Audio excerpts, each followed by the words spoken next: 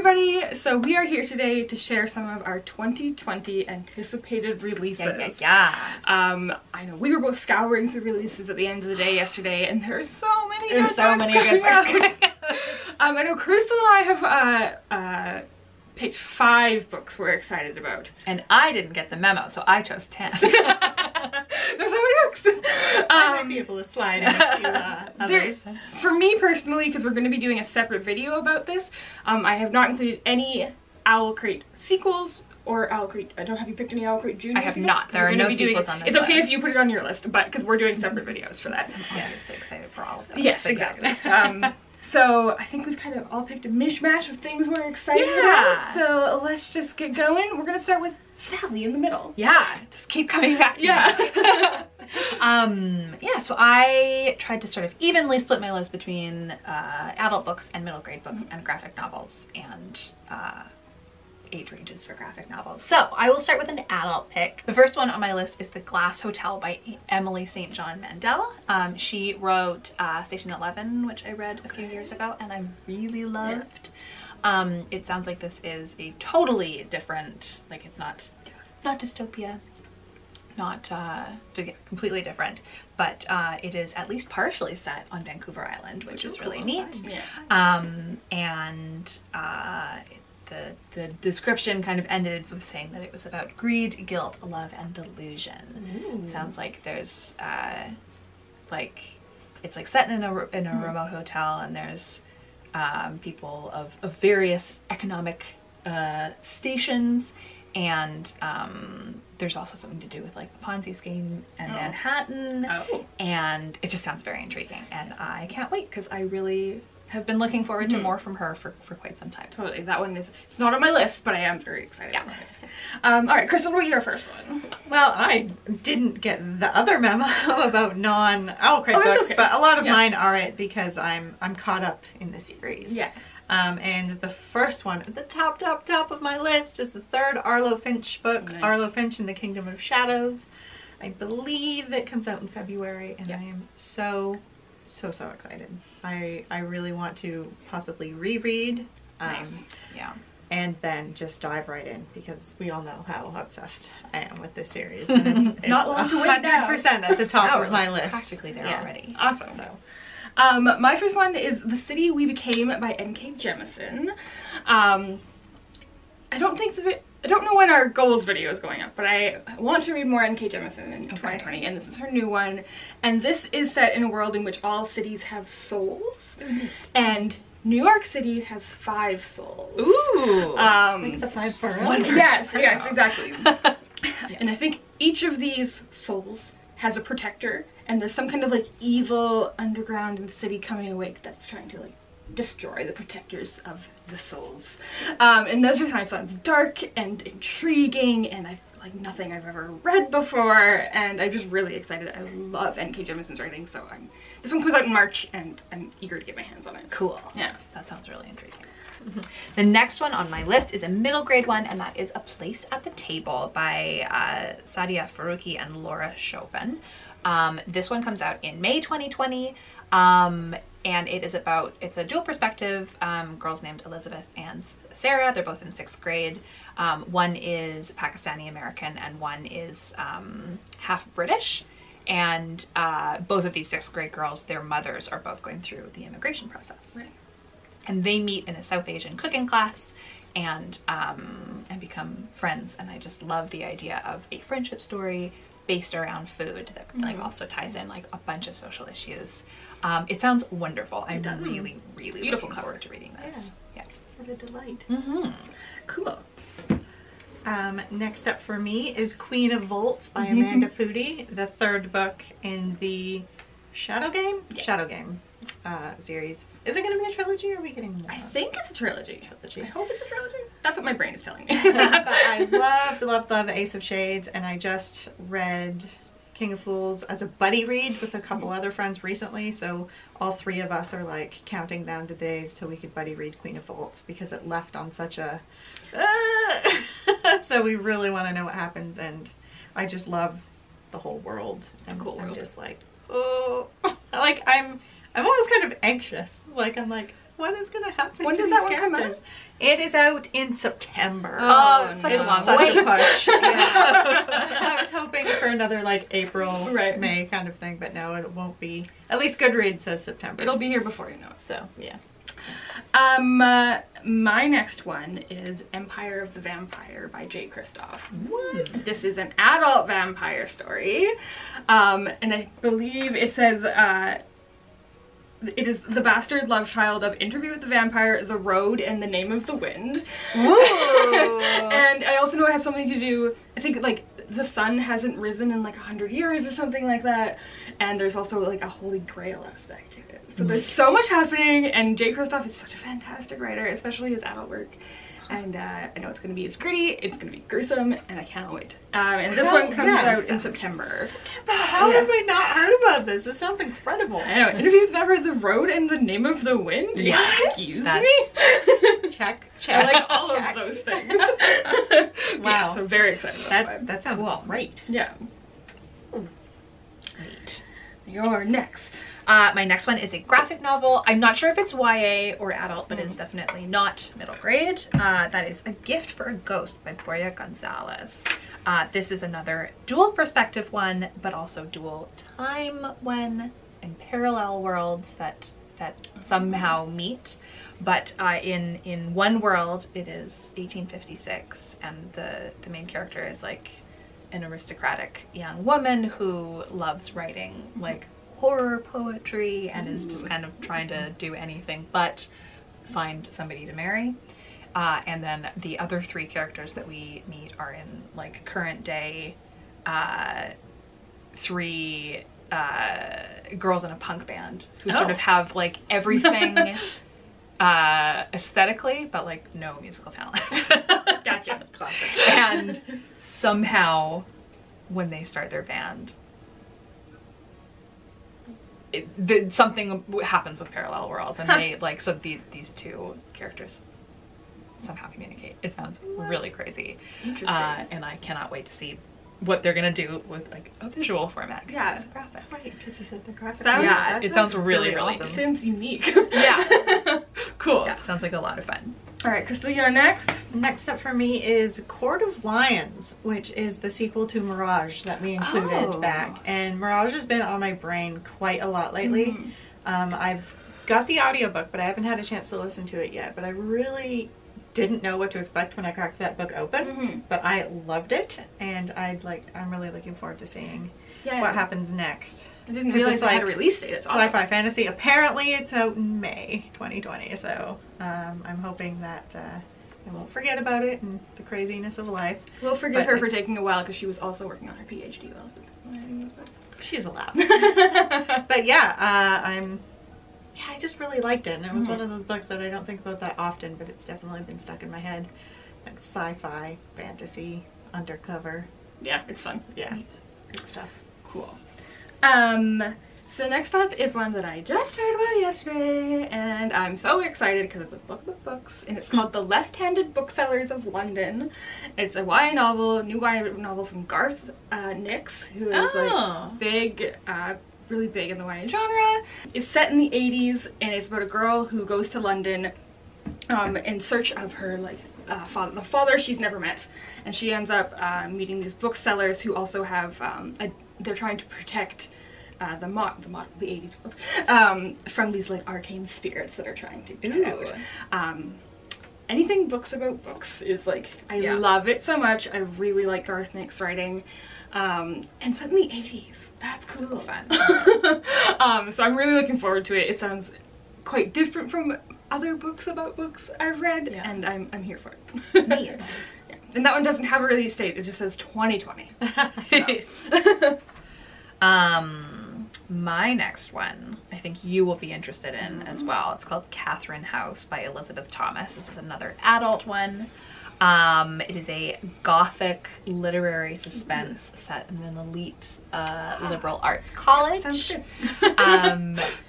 And it is in like deep rural Pennsylvania.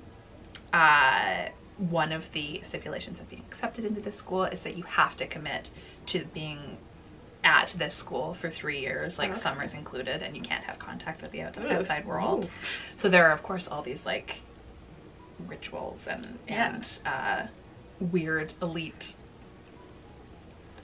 school things that go on. I don't actually know if they're like mystical, actual paranormal, or if it's just like the weird ritualistic things that humans can come up with, magic or not.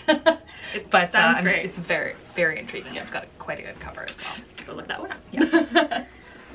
Next up for me is something completely unrelated to Owl Cry and an adult novel, and that is False Value by Ben Aaronovitch. It is the 8th book in his Rivers of London series. I just caught up on rereading the last one I had read, reading his most recent one, and a couple of the novellas included in the series. So now I'm like primed and ready to like, what's gonna happen next? The 8th book, but, really getting in there. Yeah, like I mean, they're so good, and I read them throughout such a staggered enough period of time that they're still fresh, but I don't feel like I've overdone it. But I feel like the main big bad was already taken care of, so I'm interested to see what's gonna happen next. I'm like, who's next in line? We need a new big bad. Definitely like urban fantasy, Jim Butcher kind of feel, set in London, which I just adore. And yeah, it's got police procedural aspects to it as well, so it's all tick, tick, tick. Neat. Cool. My next one is Cemetery Boys by Aiden Thomas. It is about a Latinx trans boy who, I believe, has to summon a ghost to get his cousin back, but ends up summoning the wrong ghost and falling in love with him. So I'm like, this sounds incredible. I'm here for it. I really, really want to read it.